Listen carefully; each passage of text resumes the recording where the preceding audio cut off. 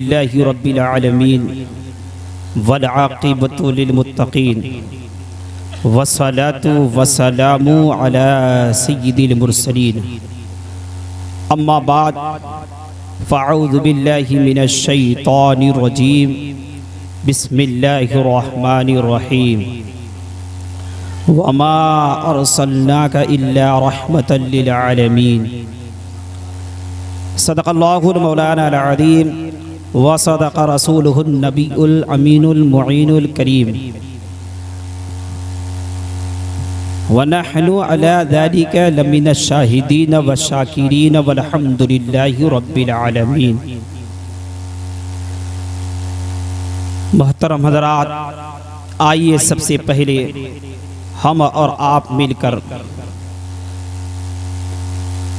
उस नबी की बारगाह रिसालत माब सल्लल्लाहु ताला अलैहि वसल्लम में दुरूद शरीफ की डाली निछावर करे, जिसको अल्लाह तबारक व तआला ने कुरान मजीद में कहीं यासीन कहकर पुकारा तो कहीं ताहा कहकर पुकारा, कहीं मुज़म्मिल कहकर पुकारा तो कहीं मुद्दस्सिर कहकर पुकारा तो कहीं सिराजम मुनीरा कहकर पुकारा।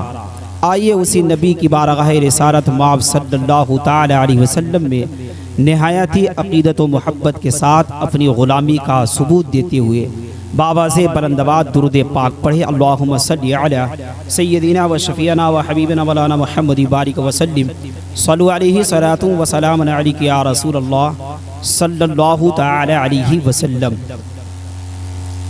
मुहतरम हज़रात, बहुत बहुत मुबारकबाद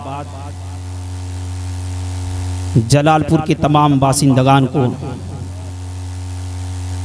खुसूसियत के साथ हज़रत अल्लामा मौलाना साजिद रजा मिसबाही मदरसा हाजा की प्रिंसिपल और तमाम तर अहले जलालपुर कि जिन्होंने अपनी मेहनत व मशक्क़त और काविशों के ज़रिए एक अजीमुश्शान जलसा मुनक़िद किया, शाफ़े उम्मत कॉन्फ्रेंस व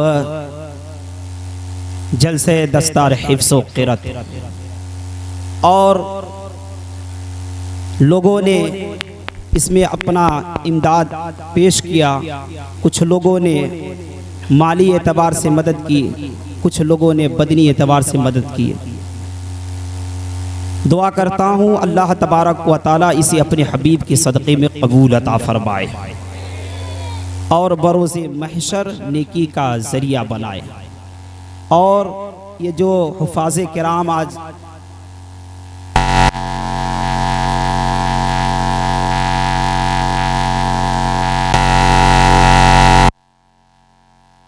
कुरान जो बनकर निकलेंगे तो परचम इस्लाम लहराएगा।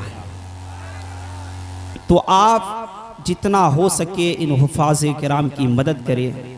और एक ऐलान सुन ले कि सखी इंटरप्राइज की तरफ से साफ़ा बच्चों को दिया गया है। दुआ करता हूँ कि अल्लाह तबारक व तआला उनके दुकान में तरक्की अता फरमाए,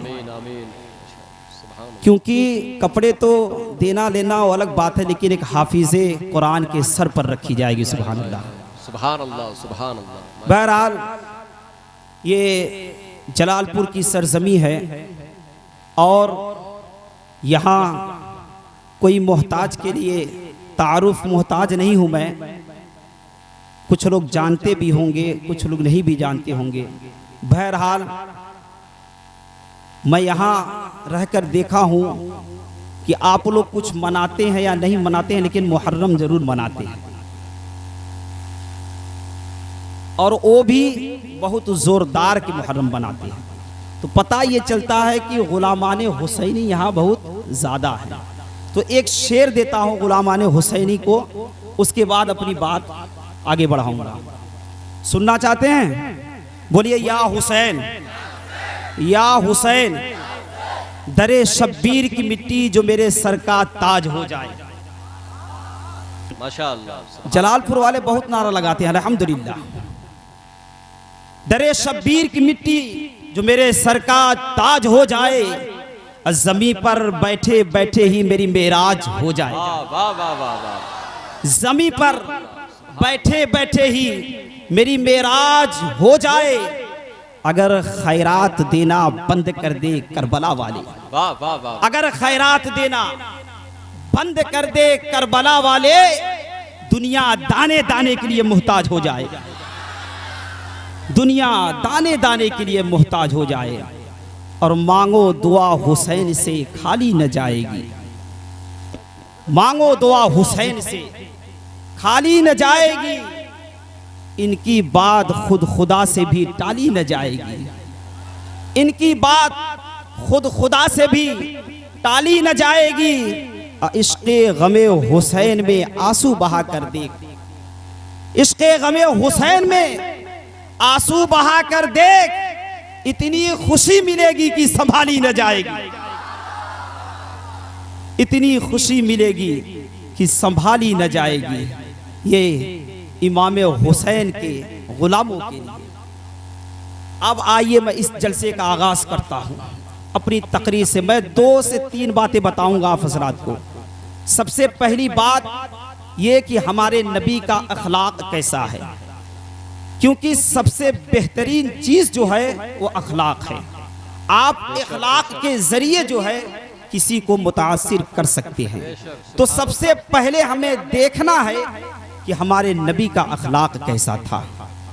जो बानिया इस्लाम है उनका अखलाक और किरदार कैसा था, ये हमें देखना है।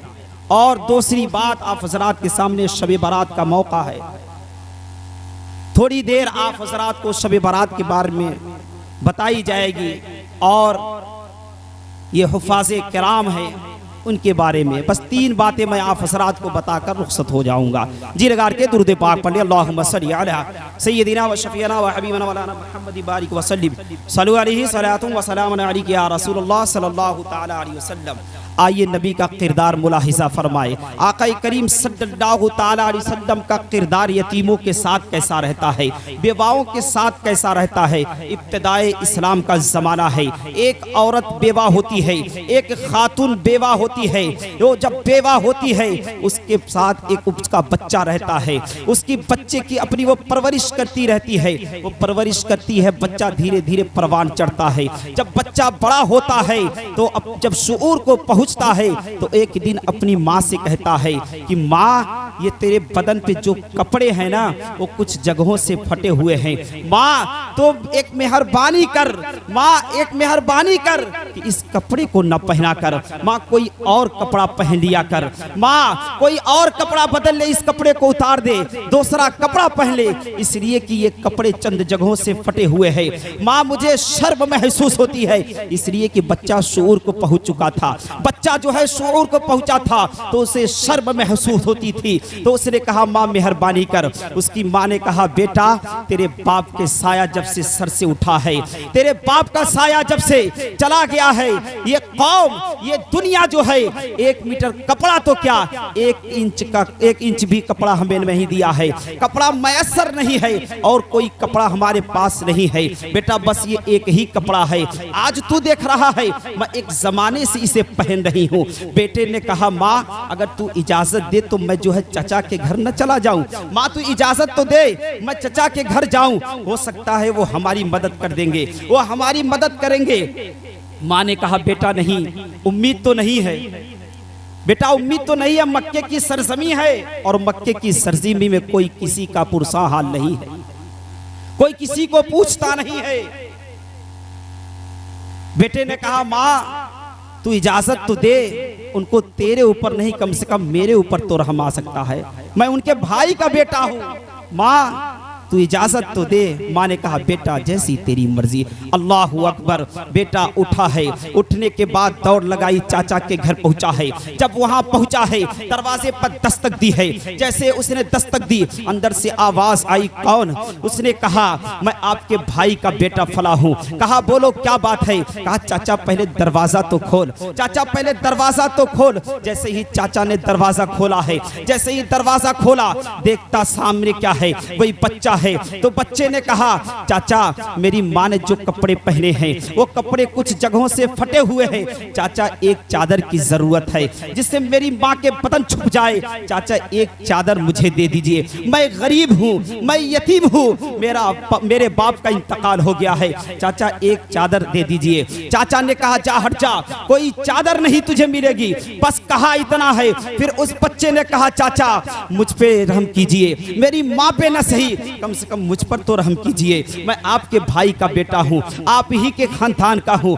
आप ही के नस्ल का हूँ, आप मुझ पे रहम कीजिए, एक चादर दे दीजिए। चाचा ने धक्का दे दिया है, जैसे ही धक्का दिया है वो बच्चा जमीन पर गिर जाता है ठोकर खाकर, और जब गिरता है फिर उठता है तो आंख में आंसू लेकर अपनी माँ के पास जाने लगता है। अभी रास्ते में ही है कि एक मुस्तफ़ा के सहाबी रसूल से मुलाकात हो जाती है। जब मुलाकात होती है वो सहाबी रसूल पूछते हैं बच्चे बता बात क्या है, वजह क्या है, रो क्यों रहे हो, आंसू क्यों बहा रहे हो। उस बच्चे ने कहा हजरत मेरे बारे में मत पूछिए, मेरा दर्द मत पूछिए, मेरी तकलीफ को मत पूछिए। कहा बेटे बता तो सही बात क्या है। कहा नहीं नहीं, आज जो है मुझसे पूछ लेंगे कल आप हंसने लगेंगे। दुनिया का दस्तूर यही है कि लोग जो है किसी के गम को आंसू निकाल कर सुनते हैं मगर बाद में जो है मुस्कुरा कर उसे उड़ा देते हैं। आप भी मेरे गम को सुनकर जो है ऐसा ही करेंगे, लिहाजा मैं आपको नहीं बता सकता। सहाबी रसूल ने कहा नहीं बच्चे बताओ तो सही,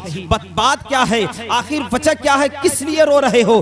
कहा कि अगर मेरे दर्द का कोई इलाज करने वाला हो तो बताऊं, कोई जो है हकीम, कोई डॉक्टर, कोई सखी, कोई सखावत करने वाला हो तो बताऊं, वो अपने दर्द का इलाज करने वाला, मेरे दर्द का कोई इलाज करने वाला हो तो मैं बताऊं। उसने कहा सहाबी रसूल ने कहा हाँ हाँ बताओ तो सही। कहा मैं यतीम हूँ, मैं चादर लेने के लिए अपने चाचा के पास गया था, चाचा ने मुझे धक्के दे दिए हैं, चाचा ने मुझे धक्के दे दिए, मैं आंसू लेकर अपने घर जा रहा था, मैं आंसू लेकर अपने घर जा रहा था, बस इतना सुनना था। वो सहाबी रसूल मुस्कुराने लगते हैं। जब सहाबी रसूल मुस्कुराने लगते हैं उस बच्चे ने कहा कि देखा मैंने पहले ही कहा था कि आप मेरे दर्द को सुनकर, मेरी तकलीफ को सुनकर जो है हंसेंगे, आपने हंसना शुरू कर दिया। उस सहाबी रसूल ने कहा बेटे मैं तेरे दर्द पर नहीं हंस रहा हूँ, मैं तेरी तकलीफ पर नहीं हंस रहा हूँ, तेरी मुसीबत पर नहीं हंस रहा हूँ। कहा फिर क्यों मुस्कुरा रहे हैं। कहा तेरे दर्द का इलाज करने वाले का पता चल गया है, तेरे दर्द के हकीम का पता चल गया है। कहा क्या कहना चाहते हैं। कहा मक्के की सरजमी पर एक ऐसा सखी भी मौजूद है जिसकी दरबार से आज तक कोई खाली नहीं लौटा है, जिसकी चौखट से कोई खाली नहीं लौटा है। कहा किसकी बात कर रहे हैं। कहा उस जात की नाम मोहम्मदुर रसूलुल्लाह है। कहा उस जात की नाम मोहम्मदुर रसूलुल्लाह है। बेटे कोई भी जाता है वहां तो खाली हाथ वापस नहीं आता, बहुत लिहाजा तू चला जा, वहां तुझे चादर मिल जाएगी। वो बच्चा माँ का वफादार था, आता है अपनी माँ के पास, आंख में आंसू है, कभी आंसू को पोंछता है, कभी मुस्कुरा रहा है, कभी आंसू को पोंछ रहा है, कभी मुस्कुरा रहा है। माँ ने पूछा बेटे चादर मिली। कहा नहीं माँ। कहा रो क्यों रहा है और फिर मुस्कुरा क्यों रहा है, रोने की वजह क्या है और मुस्कुराने की वजह क्या है, बेटे बता। बेटे ने कहा माँ चाचा के पास गया था, चाचा ने धक्का दे दिया माँ इसलिए रो रहा हूँ, लेकिन माँ मुस्कुरा इसलिए रहा हूँ कि एक ऐसे सखी का पता चल गया है कि जिसके दरबार से, जिसकी चौखट से कोई खाली हाथ वापस नहीं लौटता। कहा क्या नाम है। कहा मोहम्मदुर रसूलुल्लाह नाम है उसका। कहा मत जाना उसके पास, इसलिए कि जो जाता है वो उसका दीवाना हो जाता है, जो उसके पास जाता है उसी का कलमा पढ़ने लगता है, उसके पास मत जाना। बेटे ने कहा माँ तू इजाजत तो दे, चादर मिलेगी तो लेकर के आऊंगा, वरना कलमा पढ़ के नहीं आऊंगा, तेरी कसम मैं खाता हूं। माँ ने कहा बेटे तू जाएगा, पहले वो कलमे की शर्त रखेगा, कलमा पढ़ाएगा, उसके बाद चादर देगा। बेटे ने कहा नहीं माँ तू इजाजत तो दे, मैं तेरे सर की कसम खाता हूं माँ कलमा नहीं पढ़ूंगा, चादर मिलेगी तो लेकर आऊंगा वरना नहीं आऊंगा। माँ ने कहा ठीक है बेटा इजाजत है जा। गया है हरम शरीफ में पहुंचा, जैसे दरवाजे पर पहुंचा आवाज दी मेरे नबी के नाम को लेकर के आवाज दी। सरकार का जैसे ही नाम लिया, उसने सरकार का जब नाम लिया, इधर इमामुल अंबिया, नबियों का इमाम, अल्लाह की इबादत में मशगूल है। सुभान अल्लाह। ऐसे नजर उठाई काली कमली वाले ने, यूं नजर उठाई, जब आवाज कानों तक पहुंची तो यूं नजर उठाई और पीछे देखा उस बच्चे को। नबी पाक सल्लल्लाहु ताला अलैहि वसल्लम ने अपनी निगाह जैसे ही उठाई, निगाहे नबुव्वत का उठना था, उस बच्चे के चेहरे पर पड़ना था। जैसे उस बच्चे के चेहरे पर मेरे नबी की निगाह पहुंची है और वो बच्चा जो है अपनी निगाह उठा के मेरे मुस्तफ़ा के चेहरे को देखता है, जुल्फ़े वल्लैल को देखता है, तो फिर क्या होता है कि जुल्फ़ देखी है कि नजरों ने घटा देखी है, जुल्फ़ देखी है कि नजरों ने घटा देखी है। अरे लुट गया जिसने मोहम्मद की अदा देखी है, लुट गया जिसने मोहब्बत की अदा देखी है। मेरे नबी को जो एक बार देखता दीवाना हो जाता। बस नबी के चेहरे को देखा। उसके बाद मेरे नबी ने पूछा, बताओ बात क्या है, किस वजह से आवाज दे रहे हो, वजह क्या है। जब उसने कहा कि नहीं नहीं, मैं आपका कलमा नहीं पढ़ूंगा, आप हमें कलमा ना पढ़ाएं। मेरे नबी ने कहा, बेटे कलमा मत पढ़ना, बताओ तो सही किस वजह से आए हो, किस लिए आए हो, बताओ वजह क्या है। उस बच्चे ने कहा, एक काम था, बहुत मजबूरी में आया हूं, वरना मैं यहां कभी नहीं आता। इतना सुनना था कि अल्लाह के रसूल सल्लल्लाहु अलैहि वसल्लम वही खड़े हो जाते और आने लगते हैं उस बच्चे के पास। तो उस बच्चे ने कहा, नहीं नहीं, मैं तेरा कलमा नहीं पढ़ूंगा। कहा, बच्चे मत पढ़ना, कलमा मत पढ़ना, लेकिन बता तो किस वजह से आए हो। जैसे ही मेरे नबी ने नर्म लहजे इख्तियार किए हैं, उस लहजे में, मेरे नबी के लहजे में उसे अपने बाप का प्यार याद आ जाता है, अपना बाप याद आ जाता है। उसने रो करके पूरी दास्तां बताई, पूरी दास्तां रो करके बताई। जब बताई तो मेरे नबी की आंखों से आंसू जारी हो, नबी पाक सल्लल्लाहु ताला अलैहि वसल्लम के आंख से आंसू निकलने लगे। नबी पाक सल्लल्लाहु ताला अलैहि वसल्लम ने अपनी मुसम्मिल वाली चादर यूं उतारी, उतारने के बाद यूं समेटा और समेटने के बाद कहा, ले बेटे ये चादर ले जा और अपनी माँ को दे दे। कहा, नहीं मैं तेरा कलमा नहीं पढ़ूंगा। कहा, मत पढ़ना, ये चादर ले करके जा।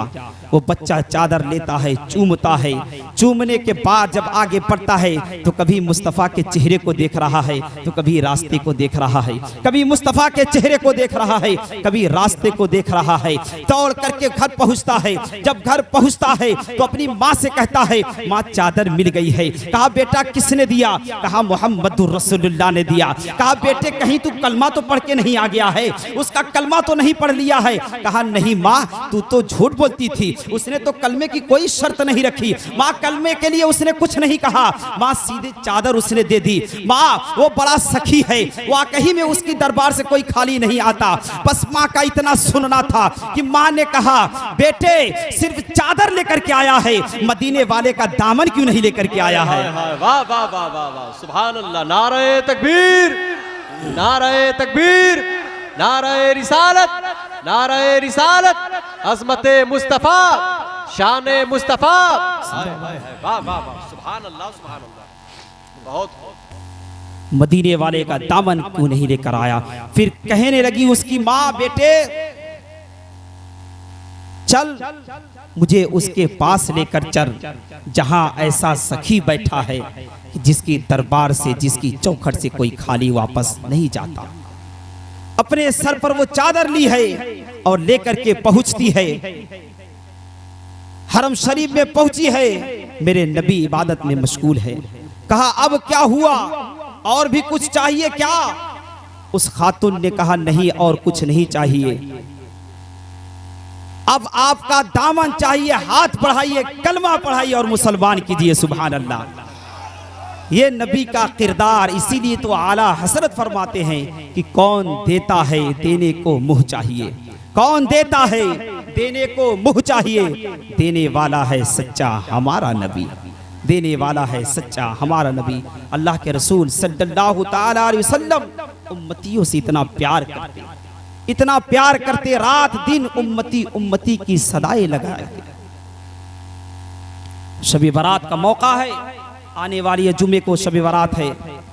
शब बारात के मुताल्लिक से आप हजरात के सामने कुछ बातें अर्ज करना चाहता हूँ। आप हजरात शब बारात किस तरीके से मनाते हैं और हमें किस तरीके से मनाना चाहिए।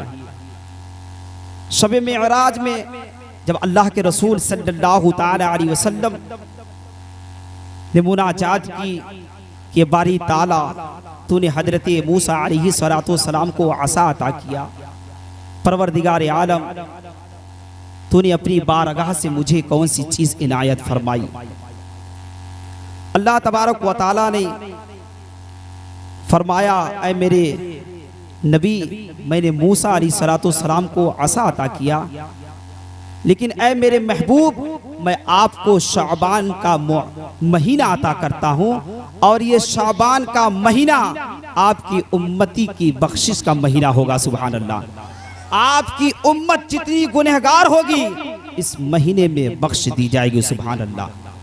अल्लाह के रसूल सल्लल्लाहु ताला अलैहि वसल्लम ने इरशाद फरमाया, रजब शहरुल्लाह व शहर व शाबान शहरी व रमजान शहरुल उम्मती। शाबान ये मेरा महीना है और रजब ये अल्लाह का महीना है और रमजानुल मुबारक ये मेरे उम्मती का महीना है। अल्लाह के रसूल सल्लल्लाहु ताला अलैहि वसल्लम ने इरशाद फरमाया कि शाबान यानी मेरे महीने को तमाम महीनों पर ऐसी फजीलत हासिल है जैसे कि मुझे तमाम नबियों पर फजीलत हासिल है। तमाम नबियों पर जो फजीलत हासिल है मेरे महबूब को, वो तमाम महीनों में फजीलत हासिल है शाबानुल मुअज़्ज़म। बहुत खूब, सुभान अल्लाह। शाबान का महीना शब बारात आता है तो आज हाल ये हो गया है कि हम कब्रिस्तान के चक्कर तो लगाते जरूर हैं, पूरी रात जागते हैं। पूछिए नौजवानों से कि शब बारात में कहां जा रहे हो, कहते हैं कब्रिस्तान जा रहे हैं। लेकिन कब्रिस्तान जाकर करते क्या है, कब्रिस्तान जाकर हमें करना क्या चाहिए।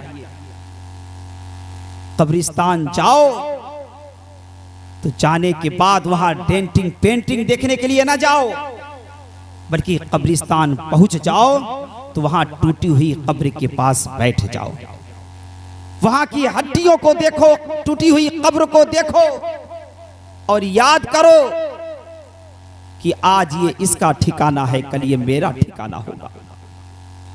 लेकिन आज हाल ये है, जो नौजवान हैं बाइक में तेल भरवा लिए, चाबी ले ली, घूम रहे हैं इस कब्रिस्तान उस कब्रिस्तान, इस कब्रिस्तान उस कब्रिस्तान।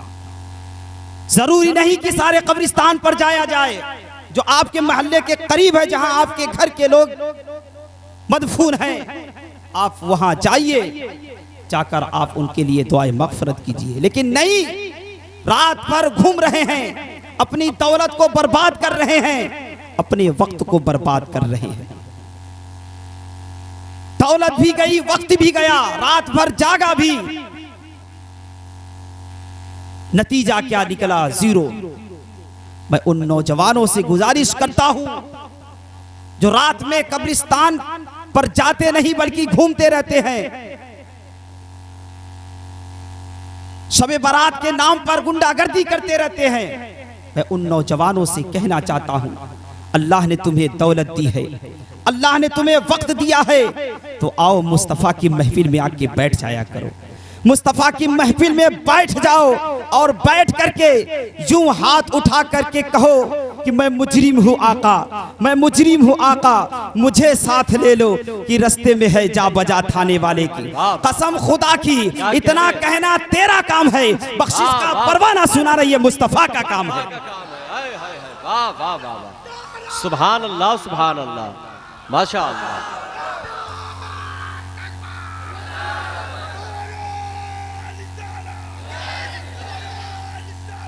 या रसूल। आओ तो नबी की बारगाह में बैठकर हाथ यूं उठाओ, कहो मैं मुजरिम हूँ आका, मैं मुजरिम हूँ आका, मुझे साथ ले लो कि रस्ते में है जा बजा थाने वाले। इतना कहना आपका काम है, बख्शिश का परवाना सुनाना ये मुस्तफ़ा का काम है। और ये शाबान के महीने में अगर आप जो है किसी से गुनाह, किसी से खता हो गई है तो आप जो है माफी तलाफी भी कर लीजिए, वरना आप चक्कर काटते रह जाएंगे। अगर उसने माफ नहीं किया तो माफ नहीं होगा। आज हम मस्जिद में जाते हैं, सर झुकाते हैं, दरगाहों पर जाते हैं, लेकिन घर में माँ बैठी रहती है, माँ तकलीफ में होती है। हम बाप से कभी माफी नहीं मांगते, ऊंची आवाज में बात करते हैं, माँ से ऊंची आवाज में बात करते हैं, हम कभी माफी नहीं मांगते और जन्नत में जाने का दावा करते हैं, जन्नती होने का दावा करते हैं। याद रखो, अगर माँ बाप खुश नहीं है तो रब को खुश नहीं कर सकते। तुम्हें तो पता ही नहीं कि माँ से ऊंची आवाज में अगर एक मर्तबा बात कर लिया जाए तो कितना बड़ा गुनाह हो जाता है। आज ये मैं आपको बताऊं, मैदाने महशर लगा हुआ है, नामाए आमाल तौले जा रहे हैं। अचानक एक बंदा ऐसा है, एक शख्स ऐसा है जिसके पास सिर्फ नेकियां ही नेकियां हैं, सिर्फ नेकियां ही नेकियां हैं, बुरे आमाल कोई है ही नहीं। फरिश्ते उसको लेकर के जन्नत की तरफ बढ़ रहे हैं। इतने में आवाज आएगी, ऐ मेरे फरिश्तों, इसके नामाए आमाल फिर से वजन किए जाए, इसके नामाए आमाल फिर से वजन किए जाए। हुक्म होगा, इसके नामाए आमाल फिर से वजन किए जाए। फरिश्ते अर्ज करेंगे, परवरदिगार आलम, इसके नामाए आमाल में सिर्फ नेकियां ही नेकियां हैं, कोई गुनाह नहीं है, इसे हम जन्नत में ले जा रहे हैं। रब का हुक्म होगा, नहीं, फिर से आमाल तौले जाए। लिहाजा फिर से उसके नामाए आमाल तौले जाएंगे, और जब तौले जाएंगे तराजू के पलड़े में रखा जाएगा। एक में नेकियां होगी, एक में अचानक एक पर्ची, एक चिट जो है आकर के उस बुरे तराजू में जो नेकी का परला होगा और जो बुराई का परला होगा उस परले में आकर के गिर जाएगा। नेकियां सारी खत्म हो जाएंगी, गुनाह का बोझ बढ़ जाएगा, और जब गुनाह बढ़ जाएगा तब उसको हुक्म होगा कि इसको उठा करके जहन्नम में डाल दिया जाएगा। ले जाओ, इसे जहन्नम में डाल दो। लिहाजा फरिश्ते अब उसे उठा करके जहन्नम में ले जा रहे होंगे। जब जहन्नम में ले जा रहे होंगे वो अर्ज करेगा, मेरे मालिक, बेशक तेरा अदल है, तेरा इंसाफ है कि तूने इंसाफ किया है, हमें कोई शिकवा नहीं है, कोई शिकायत नहीं है, लेकिन मेरे मालिक, मैंने पूरी जिंदगी तेरी इबादत की है, पूरी जिंदगी मैंने नमाज पढ़ी, मैंने माह रमजानुल मुबारक के रोजे रखे। परवरदिगार आलम, हमेशा इबादत इलाही में मशगूल रहता था। परवरदिगार आलम, हमने कभी किसी का दिल नहीं दुखाया, कभी किसी के जो है झगड़ा नहीं किया, कभी किसी को जो है ऊपर जुल्म नहीं किया। परवरदिगार आलम, ये तो बता, मुझे ये तो बता कि कौन सी ऐसी बदी थी, कौन सा ऐसा मेरा एक गुनाह था जिसकी वजह से जो है मेरी पूरी जिंदगी की नेकियां बर्बाद कर दी गई, मेरी पूरी जिंदगी की नेकियां खत्म कर दी गई। मेरे मालिक, मेरे मौला, कौन सा एक ऐसा गुनाह था, मुझे बता दे मेरे मालिक, मेरे मौला। रब फरमाएगा, बेशक तू मेरा बंदा है, बेशक तूने नमाज़ें अदा की, तूने माह रमजानुल मुबारक के रोजे रखे, तूने कभी किसी से जो है कभी किसी से जो है झगड़ा नहीं किया, कभी किसी को तकलीफ नहीं दी, लेकिन याद रख, तूने एक मर्तबा जो है जिंदगी में अपनी माँ से जो है ऊंची आवाज में बात की थी, एक बार बात की थी, पूरी तेरी जिंदगी की नेकियां बर्बाद कर दी गई है, तेरी पूरी जिंदगी की नेकियां बर्बाद कर दी गई। अब हुक्म होता है कि तुझे जहन्नम में डाल दिया जाए। वो सोचने लगता है कि मैंने एक मर्तबा सिर्फ अपनी माँ से जो है ऊंची आवाज में बात किया था, एक मर्तबा बात किया, पूरी जिंदगी की नेकी खत्म कर दी गई, पूरी जिंदगी की नेकियां बर्बाद हो गई, मुंह पर मार दी गई, और जहन्नम में मैं जा रहा हूं। जरा सोचो नौजवानों, आज कितने ऐसे नौजवान हैं अपने बाप से ऊंची आवाज में बात करते हैं, अपनी माँ से ऊंची आवाज में बात करते हैं,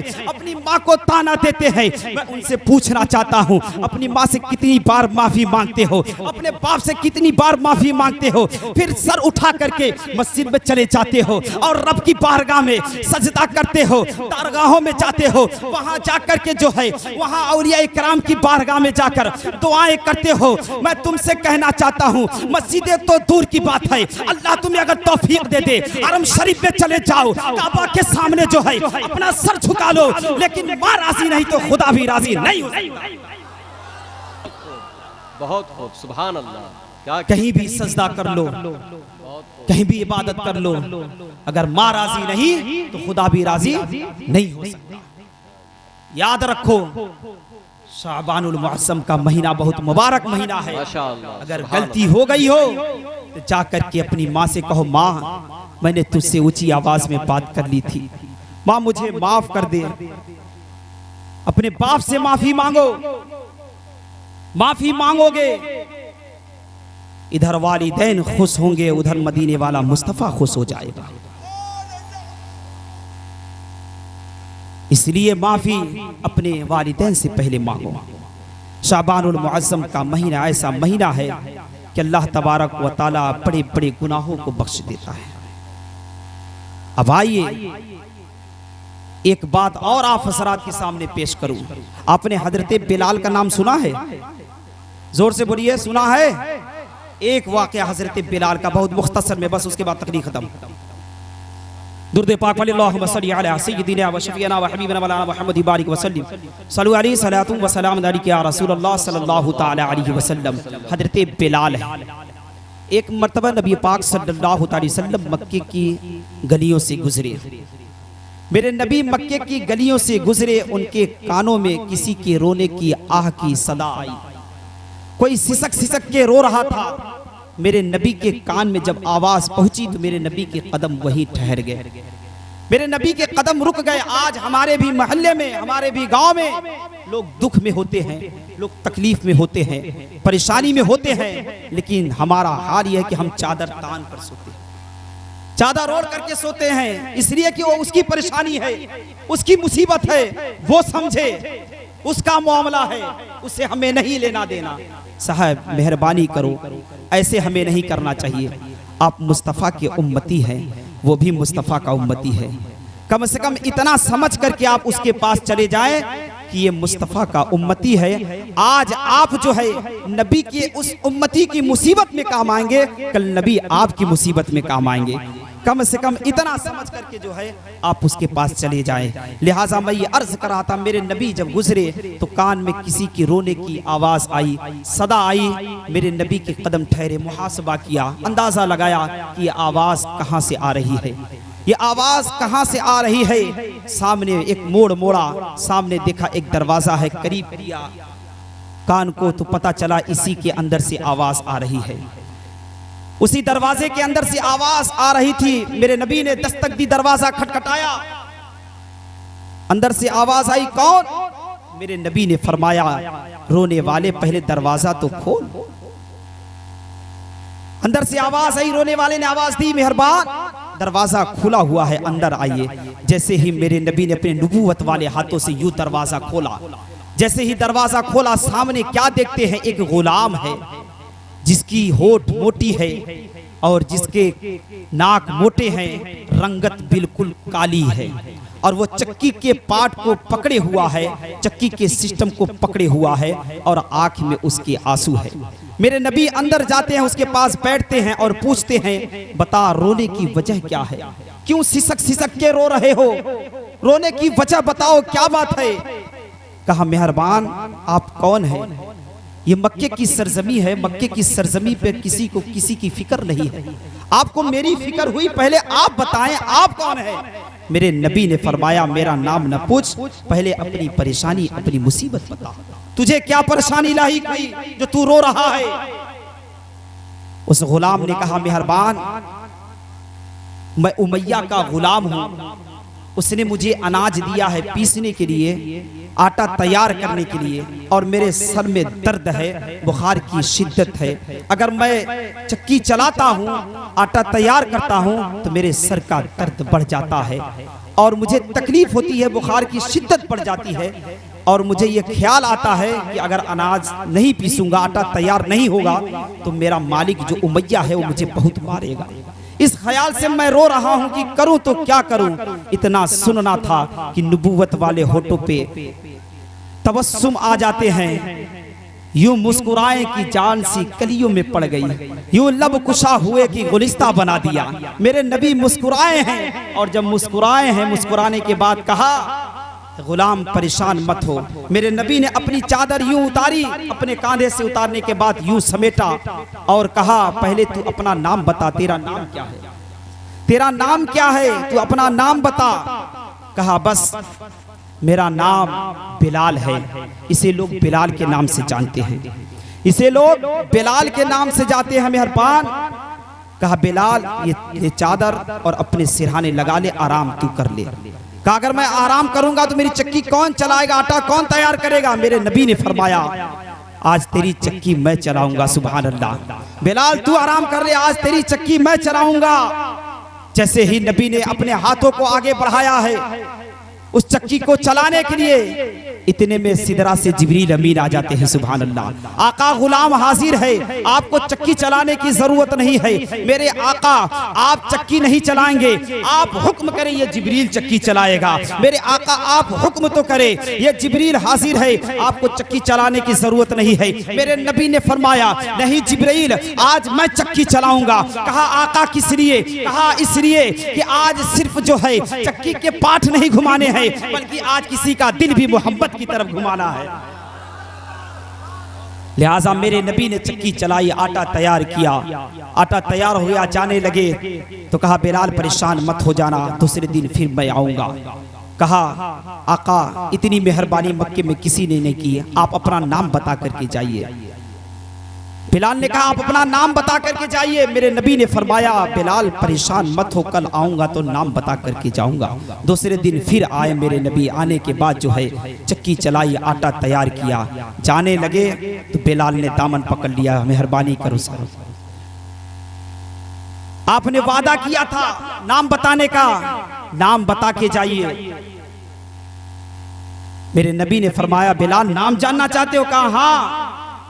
कहा अना मुहम्मदुर रसूलुल्लाह। जैसे ही कहा अना मुहम्मदुर रसूलुल्लाह, बिलाल ने कहा अब सिर्फ जो है चक्की चला करके मत जाइए, आटा तैयार करके मत जाइए, बल्कि इस बिलाल को अपना गुलाम बना करके जाइए। कलमा तैयबा पढ़ाकर मुझे भी इस्लाम में दाखिल कर लीजिए। मेरे नबी ने पढ़ाया कलमा तैयबा ला इलाहा इल्लल्लाह मुहम्मदुर रसूलुल्लाह, और पढ़ाकर मुसलमान कर दिया। साहब किसी की मुसीबत में काम आ जाया करो, किसी की परेशानी में काम आ जाया करो, तुम्हें तो पता ही नहीं कि जन्नत कैसे मिलती है। मेरे नबी ने फरमाया जब कोई बंदा किसी की मुसीबत में काम आता है, यहाँ मुसीबत ज़दा मुस्कुराता है, वहाँ गुंबद खजरा में मदीने वाला मुस्तफ़ा मुस्कुराता है, वहाँ मदीने वाला मुस्तफ़ा मुस्कुराता है। लिहाजा एक दिन ऐसा भी आया कि बिलाल से कहा, लिहाजा बिलाल से कहा बिलाल नाम नहीं छोड़ेगा। कहा नहीं। उमैया ने कहा बिलाल नाम नहीं छोड़ेगा। कहा नहीं। कहा तेरे जिस्म के टुकड़े कर दूंगा। कहा चाहे जो कर ले, लेकिन नाम नहीं छोड़ूंगा, मुहम्मदुर रसूलुल्लाह का नाम नहीं छोड़ूंगा। ये बिलाल का इश्क है। एक दिन उमैया ने बिलाल के दोनों हाथों को तख्त के पाए के नीचे यूं दबा दिया और उसी तख्त के ऊपर आराम से सो गया। बिलाल के हाथ यूं फट गए, खून निकलने लगा। पूरी रात उमैया उस तख्त के ऊपर सोया हुआ है और हजरत बिलाल के हाथ फट गए, खून निकल रहे। जब सुबह हुई तो बिलाल को देखता है तो अब भी चेहरे पर मुस्कुराहट के आसार नजर आ रहे। सुभान अल्लाह। कहा बिलाल तेरी रात कैसे गुजरी। कहा उमैया तूने मेरे महबूब को पहचाना नहीं है। जैसे ही तूने मेरे हाथ तख्त के नीचे दबाए थे, मैंने आंखें बंद की, अपने महबूब को सदा दी, अपने महबूब को पुकारा। जैसे ही महबूब को पुकारा है, जलवा सामने आ गया मेरे महबूब का। ऐ उमैया सुन, तेरे दुख मिट गए थे, मुस्तफा की इश्क की मस्ती में ये बिलाल खो गया था और सुबह हो गई थी, मुस्तफा का जलवा जो है निगाहों में था। इसीलिए तो आला हसरत फरमाते हैं ऐ इश्क तेरे सदके जलने से छुटे सस्ते, जो आग बुझा देगी वो आग लगाई है। अल्लाह तबारक व तआला से दुआ है मौला हम सबको कहने और सुनने से ज़्यादा उस पर अमल करने की तौफीक और रफ़ीक अता फरमाए। जो तकरीर के दरमियान कमी ख़ता हो गई हो अल्लाह अपने हबीब के सदक़े में माफ़ फरमाए। अस्तग़फिरुल्लाह रब्बी मिन कुल्लि ज़ंबिन व तुब अलैहि व मा अलैना इल्लल बलाग। अस्सलामु अलैकुम व रहमतुल्लाहि व बरकातुहू।